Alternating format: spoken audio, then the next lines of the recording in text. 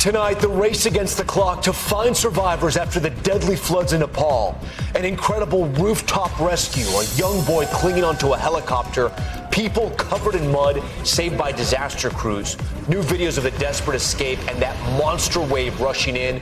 We hear from Americans searching for their loved ones. Plus, growing fears another flash flood could move in. Our team is there. This just in, the potential dangerous communication error as President Trump took off on Marine One.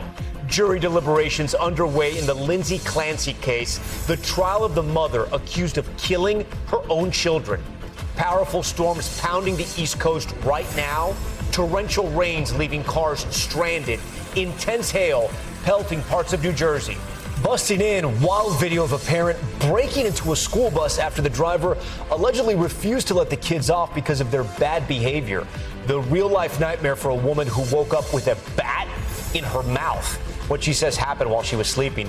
Plus, the growing free birth trend, a woman going viral on TikTok, sharing her pregnancy journey and giving birth without any medical help.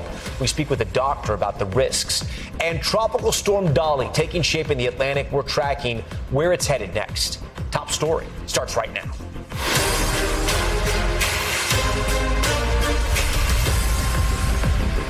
And good evening. Right now, rescuers up against the clock to find survivors after deadly floods swept through the border between Nepal and China's Tibet.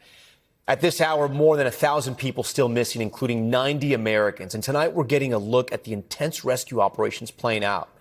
New video capturing the frantic moments that terrifying torrent of water rushed in, people running for their lives to get out of the way.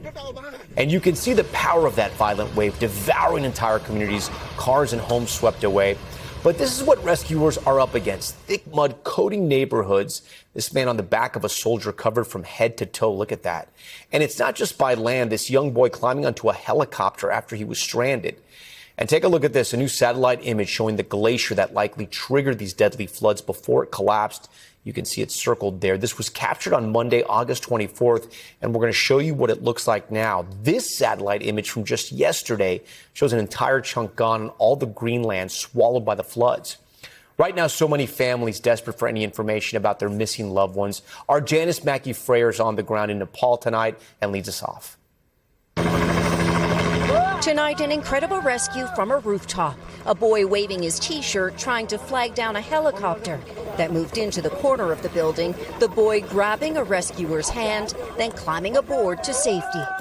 On the ground, rescue teams wade through mud, trying to find survivors in the aftermath of devastating floods, with hundreds still missing. All I want is for my husband to come back to me safely in one piece, this woman says. And tonight, new images of the terrifying moment when those monster waves hit near the Nepal-China border. The panic that set in.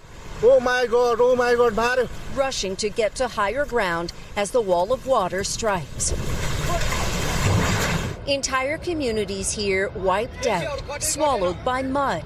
On the Chinese side in Tibet, hundreds of rescue workers are fanning out, using heavy equipment and bare hands. The State Department telling NBC News at least 3 U.S. citizens have been rescued so far, but 90 more are among the missing.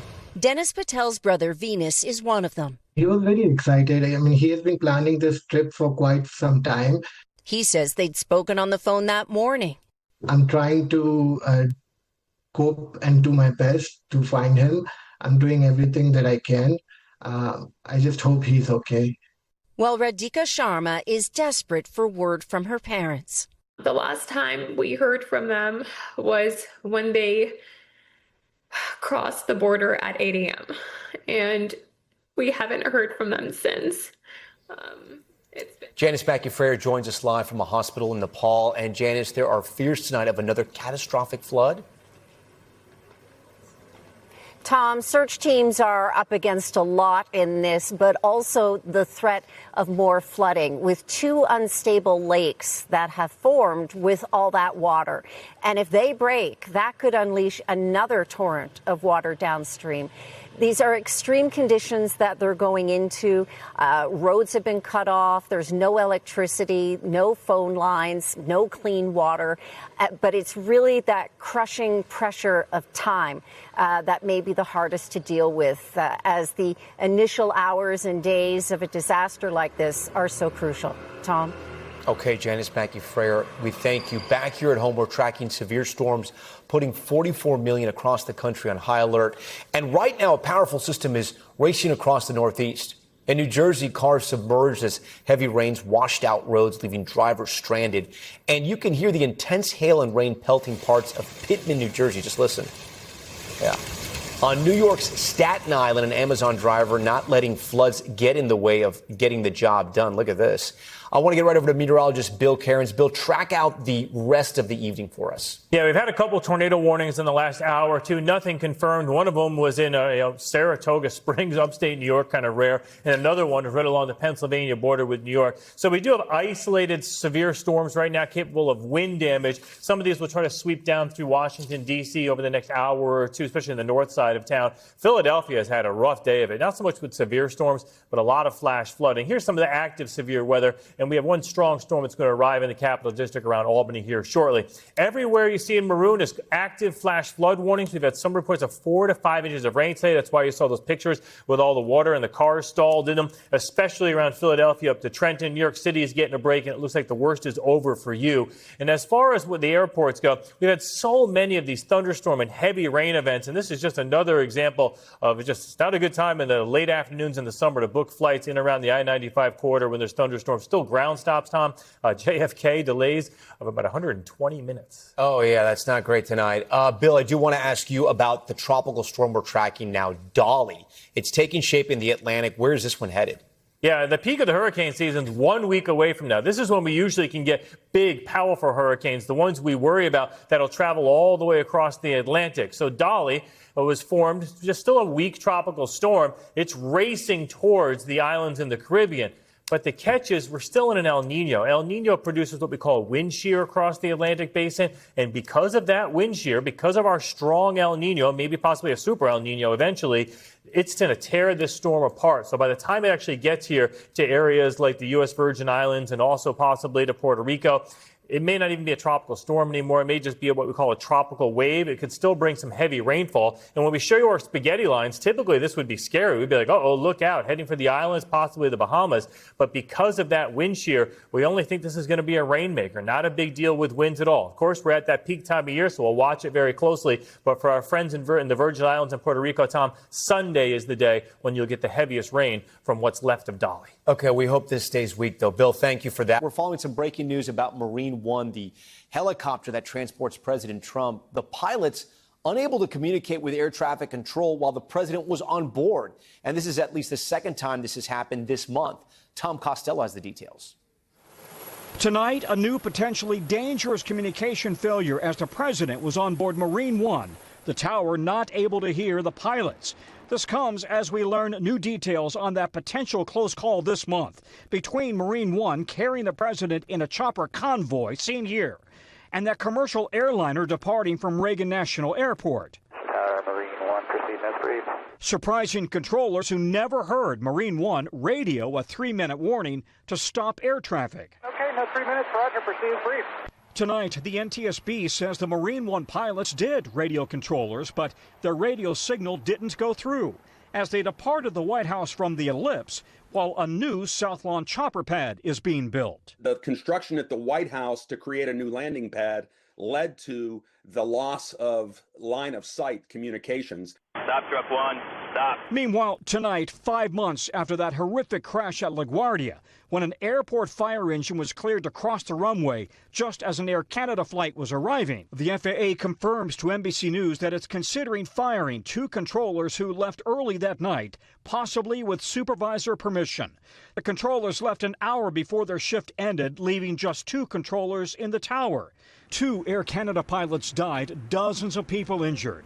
The NTSB has said tower staffing is part of the investigation. I can tell you that our air traffic control team has stated this is a problem, that this is a concern for them for years. Amid a controller shortage, controllers nationwide have been working mandatory overtime. But the FAA tells NBC News it's committed to holding employees accountable, and we will not compromise the safety or efficiency of the national airspace system. And another incident making headlines this evening involving a cargo plane that shut down a runway at LAX's main airport. This happened because a DHL cargo plane's landing gear caught fire as it touched down on the runway. Authorities are investigating what caused the brakes to lock up and blow the tires. 2 crew members on board, but nobody injured. Tom? Okay, Tom, thank you. For more on that communication blackout from Marine One with the president on board, I want to bring in NBC News aviation analyst Jeff Gazzetti, who we just heard from briefly in Tom's story. So, Jeff, how could this have happened again after that first communication breakdown? Was the system not fixed? I mean, we're talking about the commander-in-chief here. Good evening, Tom. It may not have been fixed. They relocated the antenna from the first event 3 weeks ago to the top of the airport control tower, and everything seemed to be fine. Today, it wasn't fine. Now, we don't know if it was that same problem, an antenna line of sight problem, or whether it was an inattentive controller or something else. We just don't know. It requires investigation. Yeah, and speaking of that, explain to our viewers just how dangerous this is, right? Because we have seen what happens when these helicopter accidents can happen in such a busy airspace like D.C. Absolutely. You know, that tragic midair collision a year and a half ago is leading the aviation industry to make corrective actions to separate helicopter traffic from airline traffic. And so this is just another reminder of the congested airspace, the complex airspace, and that everyone needs to be very vigilant. And then could this happen again if the construction continues at the White House, or do you think they'll get a hold on this? Boy, I hope it doesn't happen again. You know, the construction at the White House is a change that needs to be managed. And so I hope that they double check the line of sight of the antenna and all the communications that are vital for the president to fly in the area. All right, Jeff, we thank you for that. We're going to turn now to the president's escalating trade war with Canada, today ordering Lake Ontario to be renamed to Lake America. And tonight, Canada is responding. Garrett Hake reports from the White House. Tonight, President Trump's new trade taunt towards Canada. Canada's been ripping us off for a long time on trade. The president signing an executive order to change the official name of Lake Ontario to Lake America. Lake of America was something I've been thinking about for a long time. The latest escalation of a new trade war that has seen the two allies level tariffs as high as 50% on billions of dollars in goods, roiling the relationship with America's second largest trading partner. They are the worst at trade, and they feel entitled, and we can't have that. Today's order would only affect how the U.S. government refers to the smallest of the Great Lakes, which borders both New York and the Canadian province of Ontario, and has been known as Lake Ontario for centuries. Canadians shrugging off the threat of a U.S. name change. It's meaningless. And on the lake's New York shore, it shouldn't be changed. Bottom line, just keep it the way it is. All after the president last year issued a similar order to call the Gulf of Mexico the Gulf of America. We have a Gulf and we have a lake. Now all we need is an ocean. So maybe we'll have to change the name of the Atlantic and or the Pacific. Maybe we'll change them. All right, with that one, Garrett Hake joins us tonight from the White House. Garrett, Canada's prime minister is now responding. What's he saying? Yeah, he put out a pretty lengthy post on X, Tom, reiterating the history here, the fact that Lake Ontario has been Lake Ontario for longer than Canada or the United States have been a country, some 400 years. In his language, he said, naming reality means that it will stay Lake Ontario into the future. That's the position of Canada and, by the way, the position of New York's Democratic governor, who also put out a statement late tonight. Yeah, Garrett, as people talk about this, I mean, what does the smart money say? How long is this trade war going to go? Is there any end in sight? There really isn't. Right now, both countries are saying there is no contact. There are no discussions happening. I mean, look, this relationship is too important for this to go on for so long. On some products, the tariffs are so high, there's effectively a trade embargo on some of these steel-based products, for example, that go back and forth across the border. The president has threatened more tariffs going into effect in January of next year. I doubt we go that far, but this might take the midterms to shake things out here, Tom. The president might need to see whether he has a stronger or weaker hand from Congress before he's willing to shift. And that seems to be the Canadians' bet here, too, that President Trump, can't afford this based on the American election calendar to go on much longer than that. And then while we have you here, Garrett, I want to touch on another headline out of D.C. today, this one involving the ongoing battle over naming the Kennedy Center. This has taken so many twists and turns. What is the latest?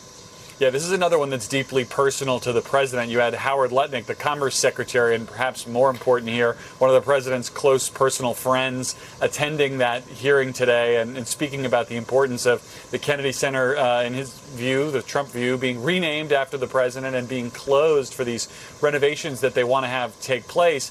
Our notes from the courtroom indicate that the judge was pretty skeptical of the administration's argument here and suggested that he may put a temporary restraining order in place, basically a punt here to give a little bit more time to consider this. It's a weird one, Tom, because it seemed like the president had been kind of packing up his ball and going home a couple months ago when the judge had first ruled that he couldn't rename the Kennedy Center.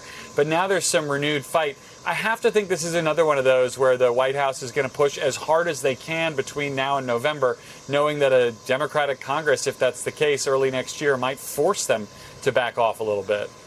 All right, Garrett, covering all there in D.C. and the White House for us. Thank you. We're back in a moment tonight here on Top Story with the jury deliberations underway in the Lindsay Clancy trial. The mother accused of killing her 3 children, our legal experts standing by. Plus, our series Cost of Denial, we'll hear from one woman who struggled to get surgery for a tumor covered until NBC News stepped in. And the adorable moment on the sidelines, how this soccer star is inspiring little girls just like her. Stay with us.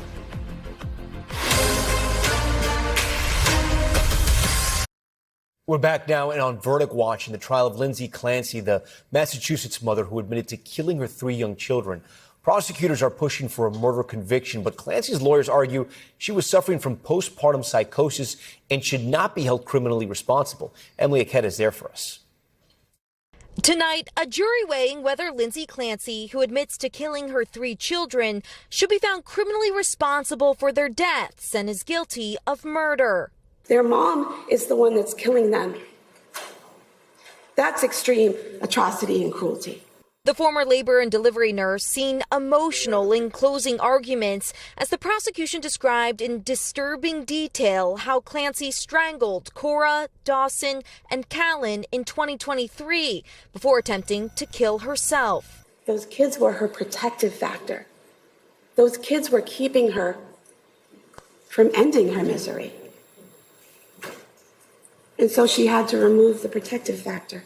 Prosecutors alleging her actions were deliberate, intentionally sending her husband out for errands before the killings and afterwards asking for an attorney in the hospital. Still with a tube in her throat, she's asking, do I have a lawyer? But Clancy's defense telling jurors she's not criminally responsible. She was a nurse, a daughter, a wife, and a darn good mother. The defense arguing she was in the throes of postpartum psychosis and says she heard a voice. How does this turn into this? How? Because of the damn medicine and the lousy medical care that she got. Detailing the more than a dozen medications she was prescribed, lorazepam, sertraline, and alleged inadequate care despite her pleas for help. A case driving protests on both sides and thrusting maternal health into the spotlight. All right, Emily Aketa joins us live from outside the courthouse. Emily, I know you have an update for our viewers here. The defense also asking the jury to consider a lesser charge, and the judge agreed? Yeah, Tom, that's right. The jury is now considering manslaughter in addition to first and second degree murder. If convicted of the most serious of those charges, first degree murder, she would face a mandatory sentence of life in prison without the possibility of parole. But even if she was found not guilty, she wouldn't just immediately go free. The judge told jurors that Lindsay Clancy would be checked into a mental health facility where there would be periodic evaluations. Both medical experts and the court would have to approve any kind of release if they felt like she reached that point. As we await a verdict, her defense attorney telling me that Lindsay Clancy right now is feeling scared and nervous, Tom. Okay, Emily Aketa covering that trial for us now. Emily, thank you. I want to bring in our panel of legal experts here in Top Story who have been watching this case closely. NBC News legal analyst Misty Maris and Danny Savalos are here on set, two good friends to the show. Misty, I'm going to start with you. The burden is always on the prosecution. Did they prove without a reasonable doubt that this was murder? Well, Massachusetts actually is really interesting because in many states, when an insanity defense is raised, the burden does shift to the defense, but not in Massachusetts. It always stays with the prosecution to prove beyond a reasonable doubt that Lindsay Clancy knew what she was doing was wrong and also could control her actions. So this is a really defense-friendly statute. The prosecution laid out the case that they needed to, really focusing in on that timeline of the day and the control Lindsay Clancy exuded, but I could see this case going either way. Really? Okay, Danny, now to you in the defense. They're arguing that she is not criminally responsible. Explain to our viewers, what does that mean? Not criminally responsible is how Massachusetts labels the insanity defense. And insanity is not a medical diagnosis. It's a legal term. And we use a test that dates hundreds of years back. And the history of the insanity defense is fascinating. After the attempted Reagan assassination in the 80s, many states and the federal government really reeled in the insanity defense. As Misty pointed out, Massachusetts went in the other direction. And this is a very favorable state. What has to be proven is this. The defendant must have been under the disability of a mental disease or defect such that she could not either appreciate the wrongfulness, substantially appreciate the wrongfulness, that substantially is important, or she couldn't conform her conduct to the law. It somewhat mirrors other tests in other jurisdictions. But the key, as Misty pointed out, the burden is on the prosecution. So you're a defense attorney. How did the defense do here? Well, the defense only had to get really to 50-50, because if you have two medical experts, one who says she does meet the definition of insanity, and another says no, well, you have a tie. And then you can argue, look, a tie goes to the defense because the prosecution has the burden here. They did a very good job. By the way, I think both sides did a very good job, but defense counsel really honed in on the important things. They made this about the insanity defense, of course, but secondarily, it was about putting the medical system on trial, medical providers. The system failed Lindsay Clancy. That is how they tried this case. Misty, break down the options for the jury here, because we just heard that update from Emily now. So there can be manslaughter as one of them, but the highest one is going to be murder. Yeah, murder in the first degree, that's premeditation, or there's a second theory, extreme atrocity and cruelty. So either one gets a murder one conviction. Then there's a lesser included offense of murder two. That would be any murder that's not premeditated but is intentional. And then we have manslaughter, and this is something the defense fought really hard for. This would be the reckless disregard of a known risk. And the theory seems to be that because Lindsay Clancy had all these medications, maybe wasn't following the way, the directives that she was supposed to be taking them, was weaning off of them against medical advice in some instances, and also did not report that she had homicidal ideations or thoughts of harming her children to her providers, that she was reckless. This was something that was very likely to result in death. Then last, of course, the defense, lack of criminal responsibility. She didn't know the difference between right and wrong, or could not control her actions. Can I mention manslaughter just for a moment here? Because Misty brought up a really important point. And for defense attorneys, this is game theory. This is risk management, because you have a difficult choice to make. If you're the defense and you think, we put in a really good case, then you force the jury to choose all or nothing. Hey, you either find murder or you acquit. But if you're nervous and you think, uh-oh, I don't want her to get hit with murder, maybe you do want manslaughter. It's a really difficult choice. And I could have seen the defense going the other way and saying, you know what? We don't want manslaughter. We're going all or nothing. We think this case went in really well. And I think a lot of folks out there agree. I see people on both sides. I'm sure you do, Misty, as well. There are a lot of folks who think the defense did quite a good job, and they're heading toward a not guilty. So, Misty, for the jury, I mean, there's a lot of complicated legal theory here, and there's also all these complicated medical terms, you know, explaining postpartum health and all the medication she was prescribed. How difficult can it be for the jury to take all this in and try to figure it out? It's very difficult, and that's where you get down to that battle of the experts that Danny was talking about, and parsing through which experts the jury ultimately will make a determination of who's credible and who's not credible. In addition to the expert testimony, you also have all of Lindsay Clancy's providers who are taking the stand. To Danny's point, the defense really focused on, if you want to blame somebody, blame the healthcare system that failed Lindsay Clancy, and also leaned into lack of motive, that she would have no other reason to commit this crime other than human being in a mental health crisis, in a postpartum psychosis, because by all accounts, including the prosecution's own witnesses, she was a loving and wonderful mother, and she struggled with mental illness. Danny, I want to go back to the defense, and I want to play you some of their closing arguments right here. Let's listen. You're calling a suicide hotline, we can't help you. Calling another suicide hotline, we can't help you. My God, what does she have to do? She was reaching out for help, and she was not getting it. Sounds like they're putting the system on trial here. Is that going to work? It could work. I mean, they really have a couple different avenues of attack. They have insanity. And then if the jury is looking for someone to blame, because remember, Tom, that is the prosecution's best evidence. And they hammered it home in their closing. The atrocity of it all, the horror, the crime scene photos. That jury, they're hoping, will want to blame someone. So the defense is using a kind of judo defense. They're deflecting. They're saying, yes, jury, if you're angry, there is someone to blame. Yes, Lindsay Clancy did what she did, but look at how hard she tried and look at how the system failed her time and time again. Yeah. It may end up being effective. Let's also listen, Misty, I want you to listen closely. This was some of the prosecution's closing arguments. Mothers kill their children, and it's horrible and it's awful, but it happens. So why did she specifically do it? She was depressed. She was exhausted. She was done. It was what she had to do to end her misery. But it was a choice. Did she explain that? I mean, we're just running a small portion there, but I don't know. I mean, that didn't sound as convincing maybe as other arguments. This was really interesting because in opening statements, so before the jury hears any evidence, the prosecutors came out of the gate with motive. They said Lindsay Clancy no longer wanted to live the life she thought she wanted, that she made the calculated decision to kill her kids.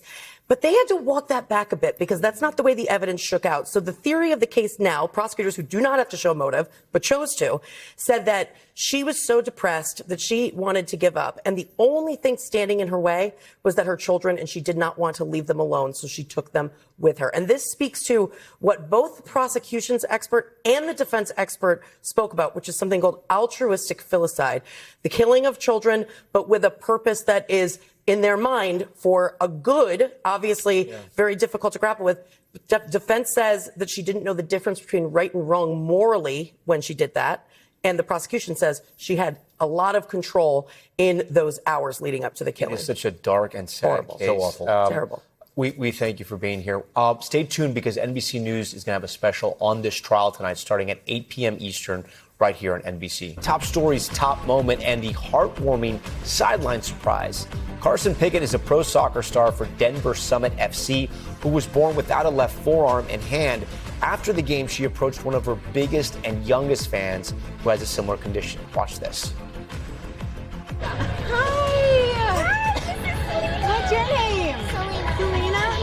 I'm Carson. Nice to meet you. We literally have the same arm. Look at that. Carson serves as such an inspiration to Selena and so many kids like her, proving that the possibilities are endless. Stay with us. More top story after the break.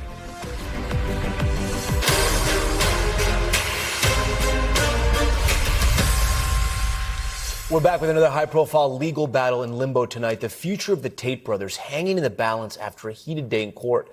The controversial social media influencers are asking to be released from jail while they fight their extradition to the UK, where they're charged with rape, assault, and trafficking. Our George Solis has been following this one. George, court adjourned today with no decision yet. Walk us through their testimony. They're essentially arguing they're not a flight risk because of all the wealth they flaunt on social media as a lie. Yeah, that's right, Tom. They essentially use the Borat defense, and I'll explain what that means in a second. They both, in a move that no one really saw coming, they both got up on the stand today, basically in a way signaling that they didn't think their defense attorney was doing a good enough job making the case for bail, but saying that all of that wealth that they flashed, the Bugattis, the mega yachts, the gold bars, all of it really just characters that they made up online. Very controversial, as you know, with some of these polarizing takes on misogyny and other basically hatred towards women as some view it. And they are just trying to play this persona to these followers that they have amassed here over the years, saying this is no different than what Sacha Baron Cohen does as Borat. And so that is the argument that they tried to make. But they also made some other really just lavish claims here, saying that the conditions in the jail right now are essentially not up to their standards, saying they're not getting enough food, they are not getting enough privacy. The prosecution, of course, jumping at that very quickly, actually pulling the numbers, saying, well, here's the weight that they started at. They're actually gaining weight right now, so they tried to undercut that claim.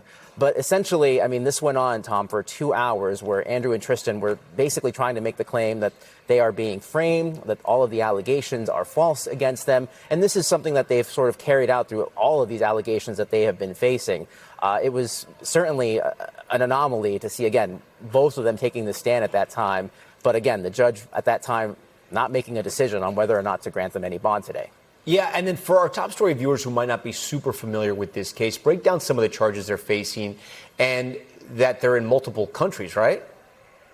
Yeah, and that's sort of what the judge kind of got caught up on today, so to speak, because the brothers have made the argument that for those charges in Romania specifically, they were granted bond. They were free. They were allowed to go free, and that they complied with all of the court's requirements to do so. The argument is that they will do that if they are granted bond here in Florida. Of course, the judge then asking, well, what happens if they don't make any of those hearings that are required in Romania? So that is going to take some time. Now, the judge could obviously make a ruling from the bench at any point or also do a written one. But they are facing a number of charges across the pond and in Romania, all related to the sex assault, rape, even money laundering to some degree. It is a slew of charges. And the brothers, of course, controversial figures themselves. They were kickboxers at one point that built this online persona, again, amassing all of these followers. Very controversial takes. But again, as of tonight, they are still in jail, Tom. All right, George Solis for us. George, thank you. It's no secret that Pope Leo is a big Chicago White Sox fan, but now he has the hat to prove it. Remember this? The team gave away these Pope-themed caps during a game earlier this month. Another priest was there who snagged one for the pontiff himself and delivered it right to the Vatican, a special souvenir for the head of the Holy See. Get it? All right. We're going to turn now to a chaotic ride out of California. A parent climbing through a school bus window.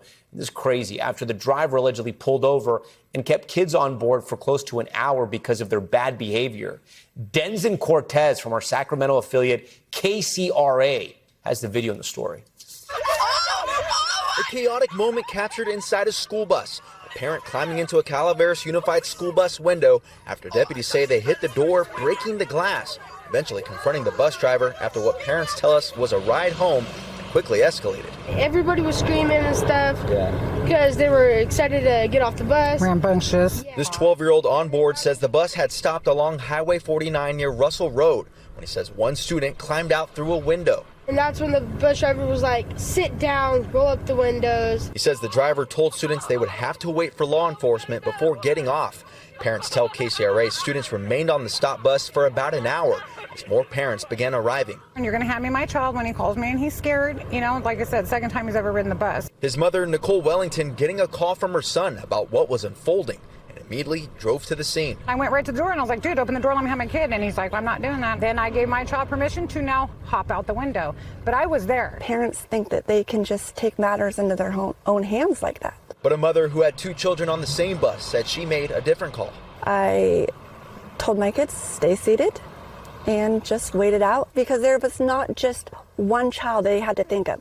They had to think of every single child on that bus at that time. A separate video shows the parent who climbed inside the bus being arrested. Deputies say the parent was arrested on vandalism charges. I do feel that maybe that bus driver, especially when he's driving, should not have to deal with all those kids by himself. I think parents are now sending their children to school to be parented instead of parenting their children at home, and that is a concern. And Tom, the district says that video shows the situation escalated within minutes and that law enforcement was called 14 minutes after the initial stop. Sheriff's office says that parent was taken into custody for felony vandalism. Tom? Denzen, our thanks to you. Now to a crazy story, a literal waking nightmare. A doctor in Virginia startled out of her sleep when a bat tried to claw its way into her mouth. That's right, a live bat in her mouth. Taylor Bryan from our Richmond affiliate, WWBT, spoke to her about the horrifying incident. I was dreaming that there was a little mouse trying to get into my mouth, and I was in nice slumber, and then in my dream, I was reaching up to my mouth, and when I did, I grabbed something, and ultimately I had folded the bat's wings back. Turns out the dream was reality. She was sleeping next to her husband when she felt something soft inside her mouth, turning out to be a small bat. I definitely knew I thought I was still dreaming. And then when I touched the hair on its back and kind of pulled it out and then looked at it, that's when it was like, oh my gosh, this is real life. Her screams woke up her husband, who jumped into action, trapping the bat so animal control could test it for rabies. But Edelman needed immediate medical attention, heading straight to St. Mary's Hospital after her work shift. Emergency room physician Dr. Adam Lancy helped treat her. And there's two parts of the treatment. One is the rabies vaccine, which is a 4-shot series on days 0, 3, 7, and 14. And then the second part is a rabies immunoglobulin that actually treats active rabies virus in the body before the vaccine can make enough antibodies in your body to fight the rabies infection. The bat tested negative, but Edelman shared her story to help others handle a wildlife emergency. When this episode happened, I was humbled because I grew up in rural Hanover and I thought I knew about bats and wildlife, and I'm a medical doctor, but I didn't know. And I was a little embarrassed and sheepish that I was hiding under the comforters trying to Google, like, what do I do next? So I thought if I was that unsure, other people have bad exposures, maybe this would help empower them. If a bat gets inside your home, the health department's safety checklist is on our website. Taylor Bryan, 12 on your side. Such a crazy story. Our thanks to Taylor Bryan from WWBT for that one. We're going to take a turn now to our series, The Cost of Denial, which chronicles people's struggles with their health insurance. Right now, with premiums soaring, many Americans are left looking for alternatives. That's fueling a surge in what's known as short-term insurance policies. But as Ann Thompson reports, it's important to understand what these plans do and don't cover. In Appleton, Wisconsin, Lisa Brundrich has long been self-reliant, tending a 10-acre property with her husband, Rich, fixing cars at their auto repair business. But last February, she encountered something she couldn't fix. The bottoms of my feet went numb. And I was like, this is so strange. So I called my doctor and I said, my feet feel numb. The numbness spread up the 63-year-old's body, I'm just going to tap on your reflexes. sending her to neurosurgeon Dr. Thomas Washer. What we found was a large tumor that was compressing the spinal cord, causing the numbness. It was benign, but they had to move quickly. Was she at risk for paralysis? Yes, and that is something that was just starting to happen when we did the surgery. While Lisa and Rich were worried about her health, they hadn't been worried about their insurance. When their ACA market insurer stopped covering their area, they switched to something called short-term insurance, a plan the 60-somethings hoped would be their bridge to Medicare. We had no intention of using it. You just thought it was there just in case. Yeah. They chose Golden Rule, owned by United Healthcare, with a high deductible and a lower monthly price tag than traditional plans to cover emergencies and sudden illnesses. You didn't think about going with the plans offered through the Affordable Care Act? It's not affordable. It's $1,900 a month. The Brundridges were fine, or so they thought, until the bills came in, along with denials from Golden Rule. It's like, denied? Why? And then it said pre-existing condition. And it's like, how is this a pre-existing condition? Unlike most health insurance, short-term plans do not have to cover pre-existing conditions. And Lisa's plan, she says, told her the tumor near her spine was a pre-existing condition, leaving her baffled. Had you ever had numbness in your feet before? No. Had you ever had numbness that went up your legs? No. Had you ever had any trouble walking? No. Is there any way Lisa could have known that she had this problem? Not in my estimation. Facing $500,000 in bills, Lisa decided to fight. This is the angiogram, $200,139. Hiring an attorney and emailing NBC News. Cost of denial, I watch it all the time, and you all responded right away. 24 hours after NBC reached out to United Healthcare, which owns Golden Rule, what happened? They're going to cover my bills. Huge relief. Huge relief. Golden Rule telling NBC News, following additional review of the records as part of the appeal process, the claims have been approved. For Lisa, the whole experience is a cautionary tale. I feel like you really got to know the ins and outs of the policy that you're buying. Ann joins us now in studio. Look, Ann, we talk about this all the time in the cost of denial, right? Traditional premiums can be very expensive. And you come across things in your life where sometimes you need something to get you from point A to point B. But there's something viewers need to know about these short-term plans, right? Yeah, and they need to understand it. It's absolutely crucial that they understand this, Tom, is that buyers need to be aware of what these short-term health insurance plans don't cover. Things like some prescription drugs, mental health services, and maternity care. You also should know that a handful of states ban them outright.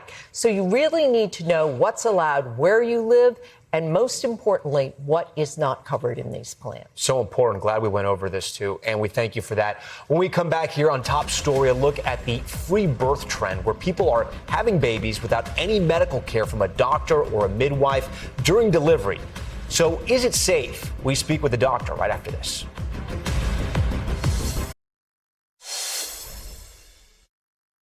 Why no prenatal care, Judith? I wanted a free birth. No doctors, no hospital, no medicine. You have a midwife? A birth doula? No, I don't need one. Women have been having children on their own for thousands of years. That was a clip from hit HBO show The Pit, highlighting a growing trend among pregnant women choosing to give birth without any medical help. Nebraska mom Abby Kopesh is racking up millions of views sharing her journey doing this on TikTok. And here's some of what she has to say. But my personal choice is to 100% throw every ounce of trust that I have into the ethers. I don't trust humans, or I should say I don't trust other humans. The thought of handing over my pregnancy and birth experience to anybody but myself honestly makes my skin crawl. I get scans. I don't see doctors. I choose not to sign myself over to other entities for my own matters. Kopesh is part of a trend known as free births, which means giving birth without assistance from doctors, midwives, or doulas, something doctors say could put both the mom and the baby at risk. But over the past 2 decades, a growing number of families have opted for out-of-hospital births. And right now, 1 in every 50 American births take place at a birthing center or at home, a portion of those without any medical supervision. Kopesh points out that free births aren't for everyone. I am a 2-time free birther, and I don't recommend it. Do I believe every woman is capable by design? Yes, but it's not for the faint of heart. You're throwing all of your cards to the gods. If you're not willing to accept the outcome, you shouldn't do it. I'm joined now by Dr. Lucky Seacon, an OBGYN at the Reproductive Medicine Associates of New York. Doctor, thank you so much for being here. Okay, so look, I love this job because you learn about things all the time. I didn't know this was a thing or a trend now.